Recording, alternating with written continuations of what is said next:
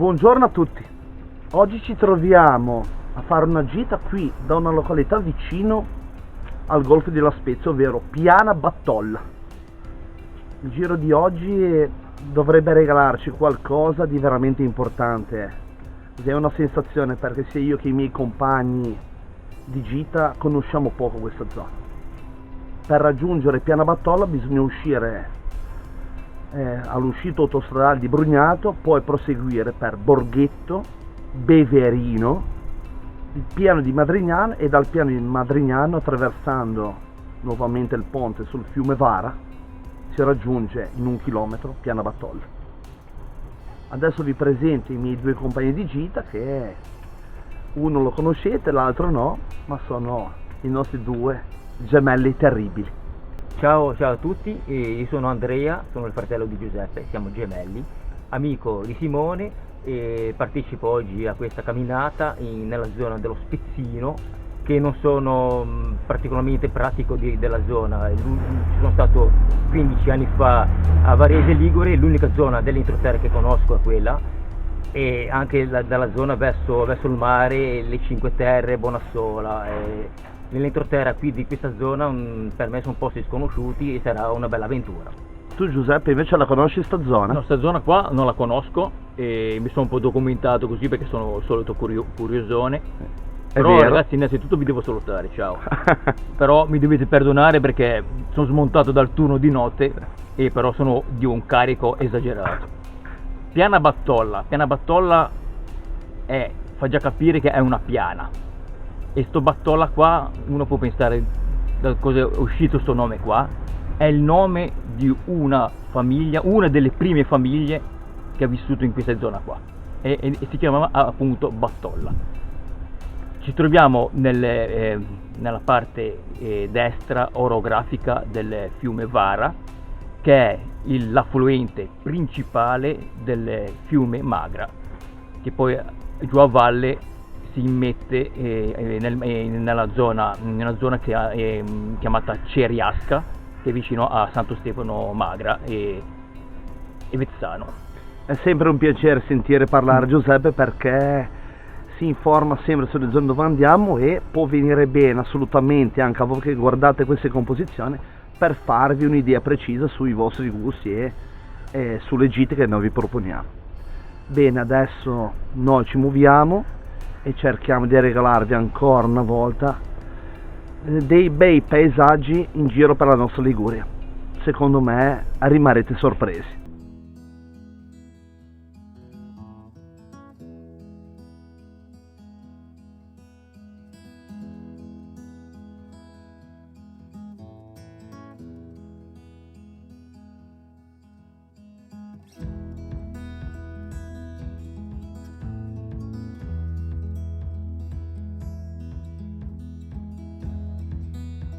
Siamo appena partiti da Piana Battolla e questo è il panorama su una via fluviale che ci sta portando verso Costa di Tivegna.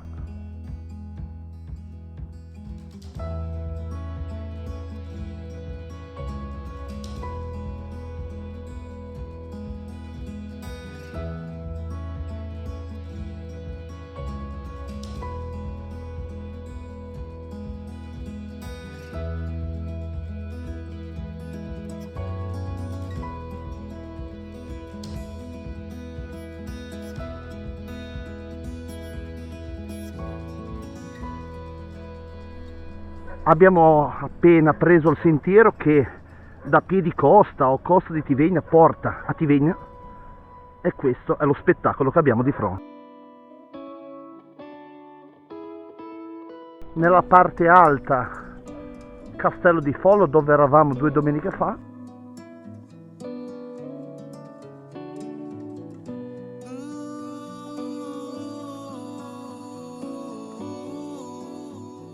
E guardate che passaggi.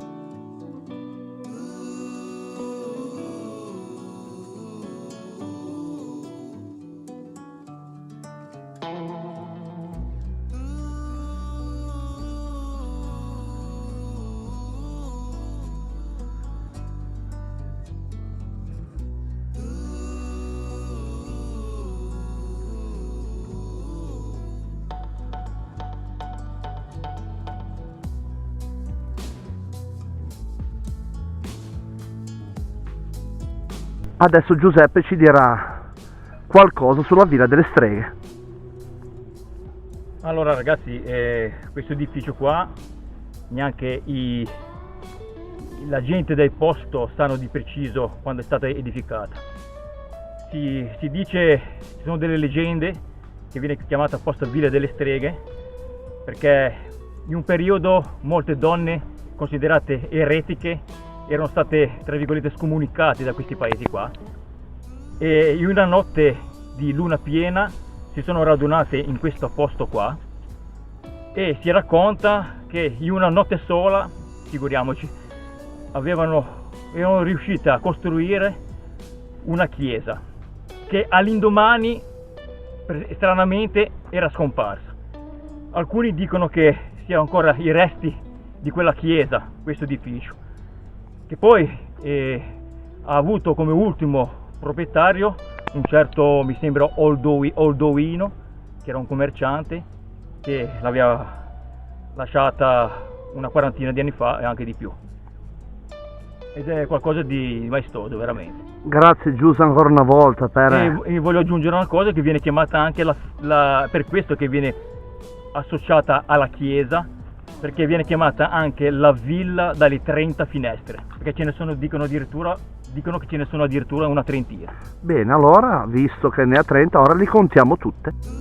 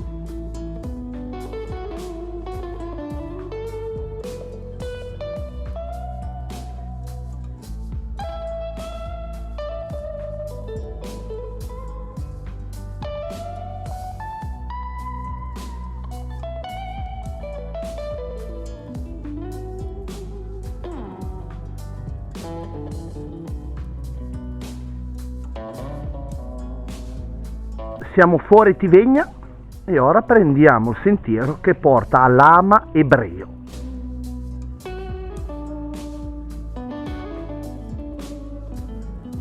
Guardate che spettacolo!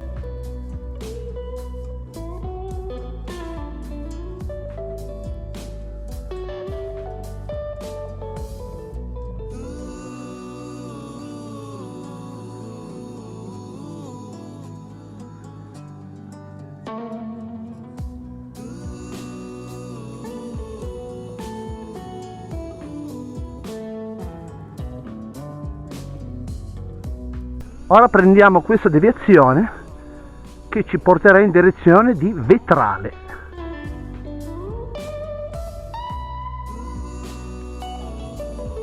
Dopo esserci fermati a mangiare abbiamo fatto un tratto di sentiero un po' particolare, non pericoloso, però che i segnavia non c'erano, abbiamo trovato delle bandierine e ancora adesso le troviamo blu e improvvisamente abbiamo trovato posto. Ciao ragazzi, da mangiare. Siamo ancora vivi. Ciao, siamo ancora vivi. Ci mancherebbe altro. E niente. Non possiamo neanche dire buon appetito perché abbiamo già mangiato. Abbiamo fatto una discesa di circa 300. No, finora no. Non ancora. Non 300 fino a un fondo. Di dislivello, 300 metri di dislivello, però non ancora ultimata. Ora finiamo il nostro giretto arrivando prima a Vetrale. E poi raggiungiamo anche Madonna di Sanna.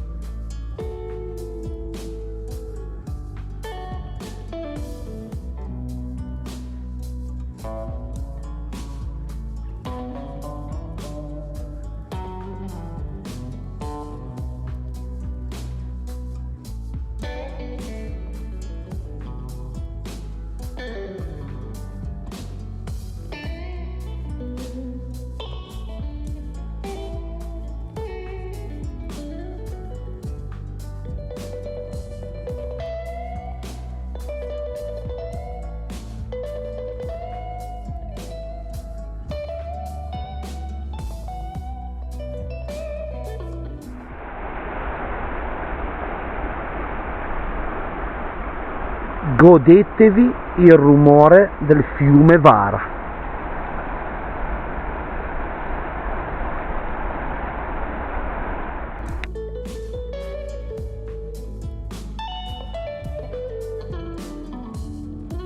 Da Madonna di Sana abbiamo deciso di prendere uno dei tanti sentieri fluviali in direzione del famosissimo sentiero dei tedeschi. La nostra scelta ci ha portato proprio all'ingresso del fiume Vara e ora con questo sentiero scelto andremo proprio a congiungersi con il sentiero dei tedeschi per poi arrivare piano piano a Piana Battolla.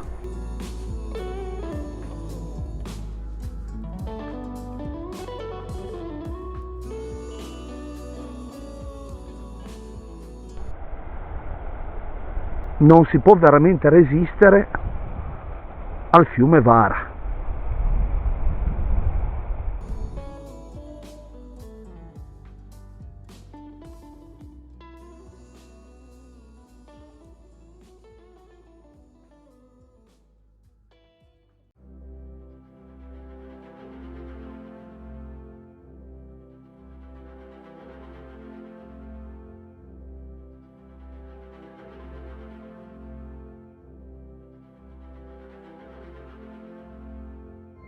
Dopo essere stata alla Madonna di Sana e aver visto un pezzetto di parco di Monte Marcello, vicino proprio al fiume Vara, siamo tornati indietro e abbiamo raggiunto il sentiero dei tedeschi, di cui ora Giuseppe ci dice qualcosa.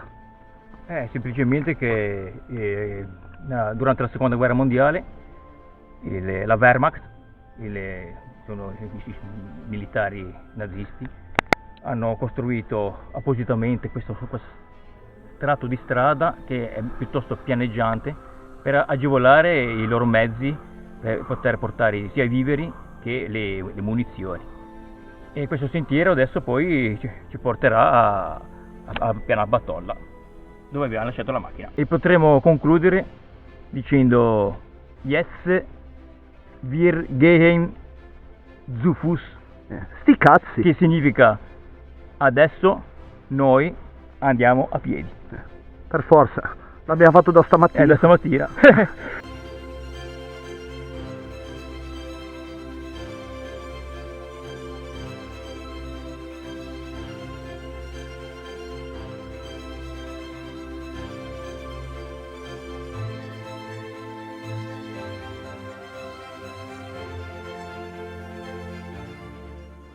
Ancora una volta siamo arrivati alla fine di quasi alla fine, è giusto dire così, di una gita veramente bella e ora vi faccio un breve riassunto. Da Piana Battolla abbiamo deciso di fare un piccolo pezzo di sentiero fluviale rispetto alla strada principale che ci ha portato a Costa di Tivegna oppure Piedicosta, chi la chiama un modo e chi la chiama l'altro. Poi invece di prendere la strada per Tivegna c'è un sentiero che ci ha portato in quella direzione per farci finire praticamente prima di Tivegna alla famosa Villa delle Streghe e ci ha colpito molto, bisogna dire la verità. Il passaggio in mezzo a Tivegna è stato veramente bello, c'è un paese che vale veramente tanto. Poi usciti dalla strada principale asfaltata abbiamo preso un sentiero largo di cui preferisco parlarne un po' dopo che i miei amici hanno dato la loro interpretazione generale della gita, perché ci sono dei particolari da sottolineare meglio. E praticamente questo pezzo qua ci ha portato fino a Vetrale e poi da Vetrale seguendo praticamente un altro sentiero fluviale, ce n'è veramente tanti in questa zona e bisogna sottolinearne perché lasciano il segno secondo me. Da Vetrale abbiamo raggiunto Madonna di Sanna per poi fare un giro proprio dove abbiamo toccato, come avrete già visto, il fiume Vara nella sua immensità, è un qualcosa che mi ha colpito tantissimo. Poi siamo tornati indietro perché volevamo fare un pezzetto per congiungerci al sentiero dei tedeschi dove siamo adesso, così per accorciarlo un po', però proprio dovevamo attraversare di nuovo il fiume Graveglia, però non c'era la possibilità, non c'era nessun pontino, quindi l'abbiamo allungato un pochino così. Siamo tornati indietro e poi abbiamo fatto questi, mi sembra 6 km di sentiero dei tedeschi e ora praticamente stiamo raggiungendo tra 200 metri ritroviamo la strada asfaltata così nei pressi di Piana Battolla e credo in 300-400 metri ritorniamo a casa. Bene, ora come al solito voglio sentire il parere dei miei amici, perché è quello che mi interessa di più, e poi dopo ritorno davanti alla telecamera per dirvi ancora due cose. Bene, vediamo un po' cosa dicono i nostri due gemelli terribili così. Mi raccomando Giuseppe, in italiano, non in tedesco. No, ma non lo conosco il tedesco. Qualche parola.